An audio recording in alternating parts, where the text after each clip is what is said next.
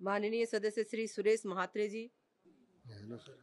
धन्यवाद अध्यक्ष महोदय। मी आपलं लक्ष वेधू इच्छितो। नवी मुंबई आंतरराष्ट्रीय विमानतळ जे काही दिवसात चालू होणार आहे आणि या विमानतळासाठी स्वर्गीय दिबा पाटील साहेबांचं नाव द्यावं असं स्थानिक भूमिपुत्रांची मागणी होती आणि त्या मागणीला अनुसरून महाराष्ट्र सरकारच्या विधिमंडळात आणि विधान परिषदेत देखील दोन्ही ठिकाणी एकमताने ठराव मंजूर होऊन तो ठराव केंद्र सरकारकडे आलेला आहे।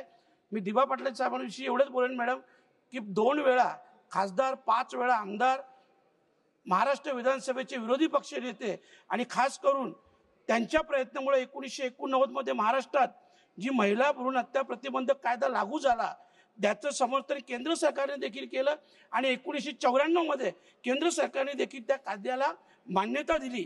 1984 मध्ये जो झाशी गावचं आंदोलन झाला सिडकोच्या विरोधात मॅडम, त्या आंदोलन देखील दिबा पाटील साहेब स्वतः जखमी होते, 5 लोक हुतात्मे झाले आणि त्यानंतर भूमीच्या बदल्यात भूमी असं 12.5% पुनर्वसन धोरण लागू करण्याची मोलाची भूमिका त्यांच्या मार्फत बजावली गेली।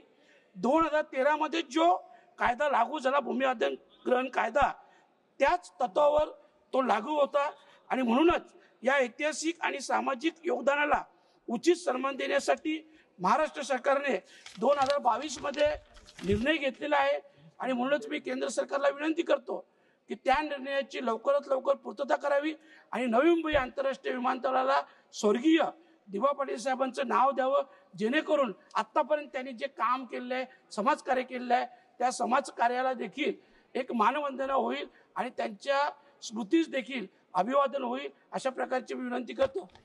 धन्यवाद मॅडम।